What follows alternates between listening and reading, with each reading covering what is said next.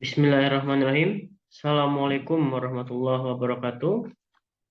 Perkenalkan, saya Ferry Apriandi, mahasiswa PPG Prajabatan, bidang studi fisika di UHAMKA 2022. Nah, di sini saya akan menjelaskan mengenai elaborasi pemahaman topik 5, yaitu mengenai rancangan pembelajaran dalam Understanding by Design, oleh saya sendiri.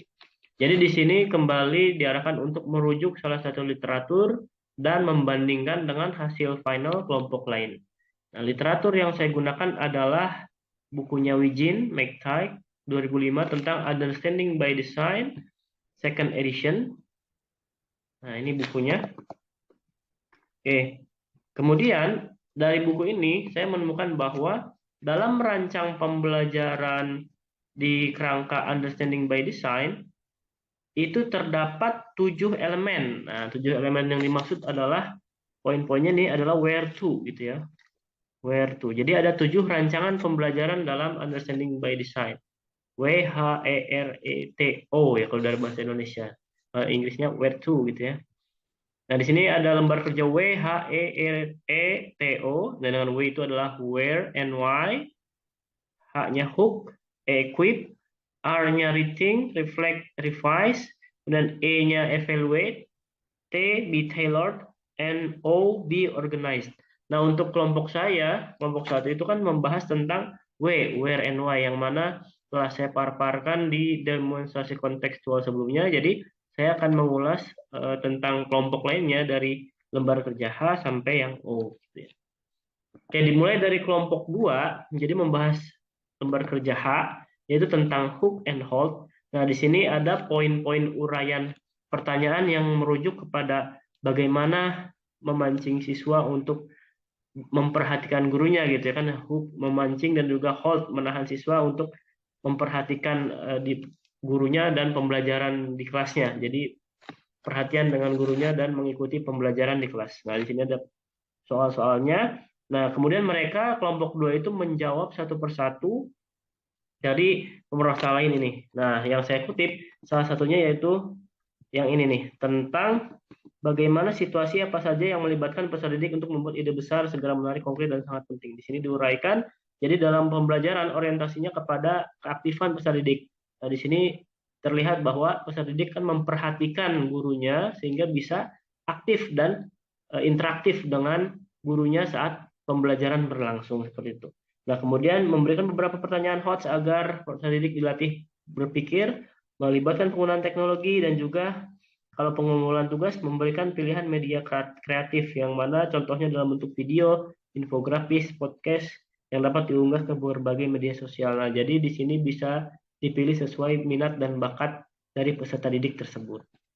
Itu untuk lembar H. Kemudian kelompok 3, lembar kerja E, explore and experience, enable and equip. Nah, di sini jadi guru menentukan pengalaman belajar dan pembelajaran yang akan diperoleh siswa untuk meningkatkan pemahaman, membekali siswa, membantu siswa untuk mengalami gagasan utamanya. Jadi di sini siswa diberikan kesempatan untuk mengeksplor dan mencari literatur ya seluas-luasnya begitu ya, agar menambah pengalamannya, experience. Nah, di sini salah satu pertanyaan esensialnya adalah dari Wijin juga merupakan pertanyaan terbuka. Nah, jadi kalau pertanyaan open ended kan memberikan peserta didik kesempatan untuk berargumentasi seluas-luasnya. Jadi dari situ bisa terlihat pemikiran kritis dari peserta didik gitu ya. Nah, berdasarkan eksplorasi ide-ide besarnya, jadi peserta didik bisa mengembangkan pengetahuan yang dimilikinya seperti itu. Nah, jadi di sini bisa menimbulkan pertanyaan baru dan juga membutuhkan dukungan dan justifikasi bukan sekedar jawaban. Nah, untuk justifikasi sebenarnya guru bisa mengarahkan peserta didik seperti itu ya, yang mana sesuai literatur dan juga yang baik dan benar seperti itu jawabannya. Nah, lalu kelompok selanjutnya yaitu kelompok 4, lembar kerja R ya, reading, revise, and reflect. Memberikan banyak kesempatan kepada peserta didik untuk memikirkan kembali ide-ide besar, merenungkan kemajuan dan merevisi dari pekerjaan mereka gitu ya. Nah, lalu cara-cara untuk membantu siswa melakukan reading. Nah, jadi kelompok 4 ini juga menguraikan cara membantu siswa revise dan juga reflect. Nah, di sini saya ambil kutipan salah satu caranya karena memang sudah cukup baik juga kelompok 4 gitu ya. Jadi membantu mereka menjadi pemikir dengan mendorong mereka bertanya dan berpikir kritis. memungkinkan mereka menjadi pemikir dengan membiarkan mereka membentuk teori atau prediksi dan melihatnya bagaimana pembelajaran berjalan gitu ya. Kemudian mendorong siswa untuk mengumpulkan pikirannya lalu membantu mereka untuk menikmati keseimbangan dalam semua aspek kehidupan dengan membiarkan mereka mengeksplorasi. Jadi intinya siswa dapat memikirkan kembali apa yang telah dia pelajarinya. Kemudian untuk kelompok 5 yang evaluate gitu ya. Di sini ada poin-poin pertanyaannya, bagaimana caranya peserta didik dibimbing dalam penilaian diri, evaluasi diri, dan penyesuaiannya, bagaimana untuk menetapkan tujuan masa depannya, dan juga bagaimana peserta didik dibantu untuk melihat dari apa yang telah mereka pelajari dan apa yang membutuhkan untuk penyempurnaan lebih lanjut, yang dibutuhkan untuk penyempurnaan selanjutnya gitu ya. Nah, di sini salah satu pertanyaannya, bagaimana caranya peserta didik dibimbing dalam penilaian diri? Nah, di sini ada pembahas tentang penilaian diri gitu ya. Jadi ada lengkap kognitif, afektif, dan psikomotorik. Kemudian juga kelompok ini menyediakan asesmennya ya, lembar asesmennya dari evaluasi diri dan juga penyesuaiannya. Seperti itu. Kemudian kelompok 6 yaitu lembar kerja T, tailored atau disesuaikan gitu ya. Seperti penjahit yang menyesuaikan keinginan konsumennya gitu ya. Nah, ini dipersonalisasi dengan kebutuhan, minat, dan kemampuan pendidik yang berbeda. Bagaimana mengakomodasi berbagai kebutuhan perkembangan, gaya belajar, pengetahuan, dan minat, lalu bagaimana menyesuaikan RPP, rencana pembelajaran, untuk memaksimalkan keterlibatan dan efektivitasnya. Maka jawabannya adalah ini bisa dilakukan pembelajaran berdiferensiasi gitu ya.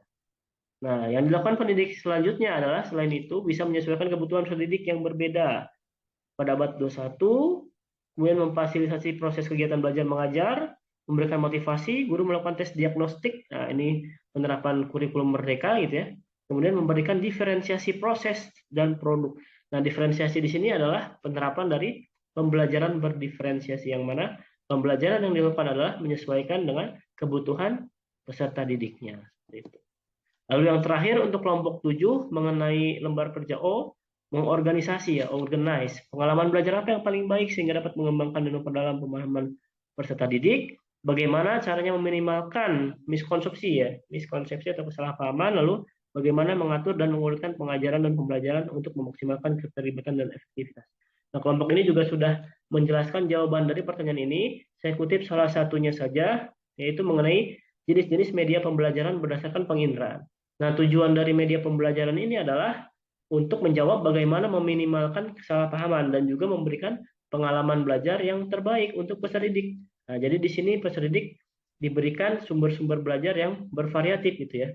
Seperti media audio, radio, podcast, itu Spotify ya, media visual, melalui poster gitu ya, PowerPoint, dan juga visual lainnya, audio, video, film, slide, presentasi dengan rekaman, dan juga ada media interaktif yang mana di sini ada virtual lab-nya ya. Jadi laboratorium secara virtual bisa dilihat melalui layar seperti PET, Physics at School, augmented reality, Zenoto, dan GeoGebra. Nah, dari pemahaman-pemahaman kelompok tersebut, saya bisa simpulkan bahwa setelah elaborasi, diantaranya pemahaman saya mengenai rancangan pembelajaran dan dalam UBD, Understanding by Design, itu sesuai dengan literatur buku, yaitu ada 7 poin where to, serta hasil final kelompok lainnya. Yang mana dalam uraian lembar kerjanya, itu diuraikan apa saja poin-poinnya, dan juga ada lembar asesmennya, seperti itu. Contoh asesmennya. Nah, terus penjelasan dari kelompok lain juga itu mempertajam dari isi literatur. Jadi kan isi literatur Huygens itu masih umum ya, belum spesifik ke fisikanya. Nah, di sini kelompok lain menspesifikasikan penjelasannya dalam pembelajaran fisika. Gitu ya. Lalu dalam membuat rancangan pembelajaran dengan kerangka Understanding by Design itu mengikuti elemen where to. Jadi semuanya lengkap, ada 7 elemen. Nah, yang mana itu berawal dari W gitu ya, dari O ya. Di situ ada where ya, hook, E-nya equip, reading, revise, E-nya evaluate, T-nya to be tailored, and to be organized untuk O.